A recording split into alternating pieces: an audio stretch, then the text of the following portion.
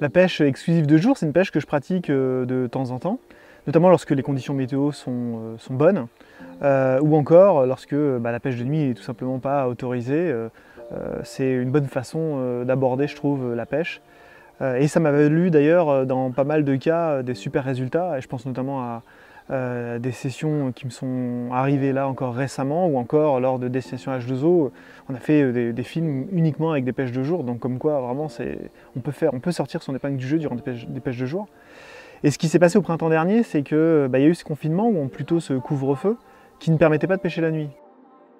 Seront étendus à tout le territoire métropolitain dès ce samedi soir et pour 4 semaines.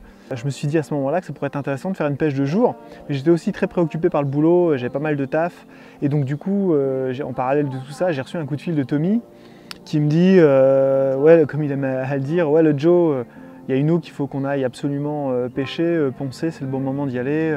Il y aura sans doute moins de pêcheurs, moins d'étrangers, il y a une fenêtre de tir, tu devrais essayer de te libérer quelques jours. Et j'ai suivi un peu son conseil, c'est une eau qu'on avait déjà abordée, lui comme moi. Et du coup, je me suis libéré 3 jours pour pouvoir aborder cette eau. Et c'est comme ça que je me suis retrouvé au bord de l'eau au printemps dernier.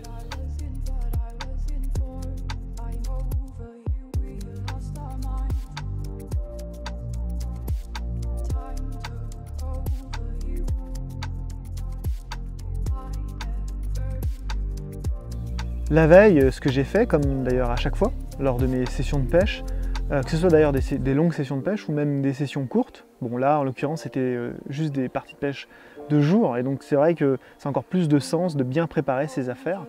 Alors ce que j'ai fait, c'est que j'ai préparé comme toujours mes montages. Donc là en l'occurrence j'avais préparé plusieurs Roniclo pour des présentations flottantes. Mais aussi des présentations, comme j'aime ce type de montage, en bonhomme de neige, mais avec des présentations K-Rig.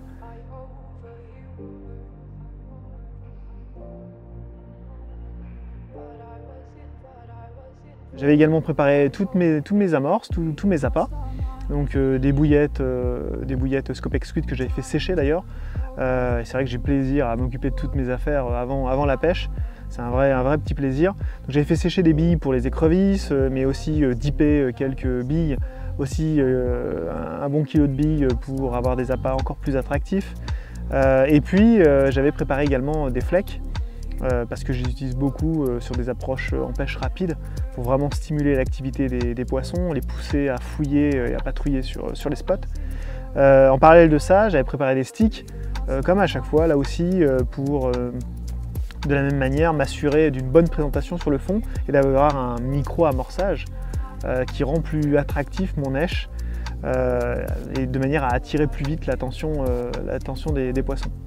En parallèle de tout ça, eh bien, j'ai chargé ma voiture, et quel bonheur de charger sa voiture sur des pêches de jour. On a très peu de matériel finalement, ça c'est un vrai kiff, notamment avec le matériel qu'on a et que j'ai, donc le matériel qui est compact, miniaturisé. Voilà, la gamme Scope c'est fait pour vraiment prendre un minimum de place. Et j'avais même le sentiment d'ailleurs, puisque j'avais pas repêché de jour depuis quelques temps, j'avais vraiment le sentiment de redécouvrir la pêche, tellement j'avais rien dans le van. Le lendemain, avec Tommy, on s'était donné rendez-vous à 6 h sur l'eau pour essayer de vérifier si on pouvait voir des signes d'activité de poisson. Et on a jeté notre dévolu sur un secteur qui nous semblait vraiment prometteur, où on a vu plusieurs poissons marsouinés.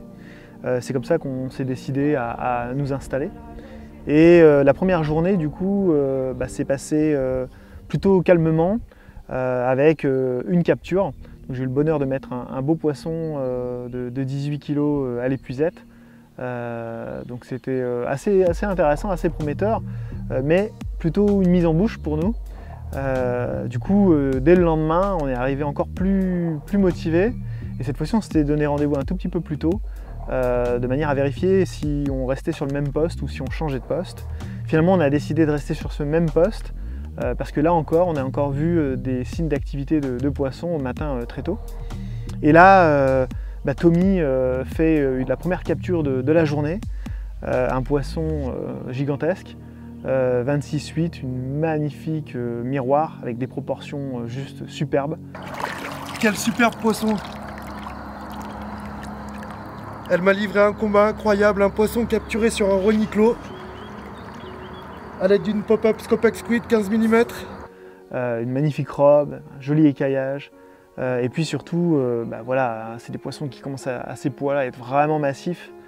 Donc tout de suite, c'est impressionnant. Il a fait un combat de dingue qu'il a eu l'occasion de filmer. Et voilà, je dois dire que c'était un vrai moment de joie quand on l'a découvert vraiment sur le tapis comme ça, dans ses mains. Et on n'avait pas terminé en fait de faire les photos. Une deuxième canne s'est mise à s'emballer, une canne sur un de mes pods. Donc voilà, je me suis retrouvé avec le bateau au-dessus du fil, qui était, en l'occurrence là, c'était la tête de ligne, et je voyais la tête de ligne en fait fendre la surface de l'eau. Et après plusieurs minutes de combat, parce que ça a vraiment été intense, la canne était vraiment cintrée, je sentais que c'était lourd, mais vraiment très lourd. Après, c'est toujours difficile de savoir ce qu'on a au bout de la ligne, mais là en l'occurrence je savais que c'était quelque chose de sympa, un beau poisson. Et quand il a commencé à remonter en surface, j'ai vu approcher la surface cette masse immense, j'ai pas d'autres mots, gigantesque. Donc sur le moment, vraiment, je me suis rendu compte que le poisson était vraiment très grand par rapport à mon annexe, parce que j'avais mon annexe de 2,30 m. Et quand il est arrivé vraiment sur le flanc comme ça, avec ses reflets clairs, parce que l'eau y est cristalline en plus dans cette eau, le poisson était peut-être encore à 1 mètre sous la surface, et puis il a commencé vraiment à se rapprocher, à percer la surface. Et là, je me suis vraiment rendu compte, parce que j'ai déjà eu l'occasion de faire à plusieurs reprises des très gros poissons de plus de 30 kg. Là, je me suis vraiment rendu compte qu'il s'agissait vraiment d'un poisson gigantesque, un poisson que j'avais pas eu l'occasion, en tout cas, de toucher de toute ma vie.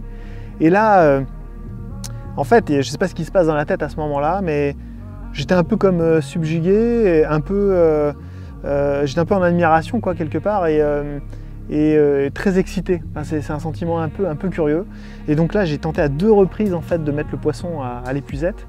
Le problème que j'avais en fait, c'est que j'avais un vent contraire qui m'éloignait à chaque fois du poisson. Et à 2 reprises en fait, j'ai pas réussi à mettre le poisson au filet. Et même à un moment donné, en fait, je me suis retrouvé avec le filet de l'épuisette qui est souple. Il était contre en fait la gueule de la carpe. Et à un moment donné, je me suis dit que j'étais à peu près en train de faire tout ce qu'il fallait pas faire en fait. Ou en tout cas tout ce qu'il fallait faire pour décrocher un poisson. J'étais en train de pousser l'épuisette pour essayer de faire glisser l'épuisette sous la gueule du poisson. Et tout de suite je me suis dit non mais donc, je sentais bien que j'étais dans la précipitation, quoi. Voilà, j'étais dans l'excitation, la précipitation. Et donc voilà, j'ai respiré un bon coup, et puis là j'ai fait ce qu'il fallait, c'est-à-dire j'ai eu ce geste souple au niveau de la canne, du poignet, l'épuisette qui a été cherchée suffisamment loin pour prendre l'entièreté du poisson, et là je l'ai mis à l'épuisette. Et quand j'ai ramené le filet, j'ai compris, quoi. On le sait, hein, quand on prend des poissons et des pièces comme ça, on sait quand on a des pièces exceptionnelles. Et là, en fait, pour moi, il n'y avait pas photo, c'était juste un poisson juste extraordinaire. Et quel plaisir, et rien que d'y repenser là, ça me donne pas mal de plaisir. Quel plaisir en fait de partager ça d'ailleurs avec Tommy quand je suis rentré au bord. Lui suit en fait cette eau bien davantage que moi, et il la connaît tellement bien qu'il sait que c'était le gros lot en fait, que j'avais capturé le gros lot. Super poisson, incroyable. 35 kg de quelle créature. Magique.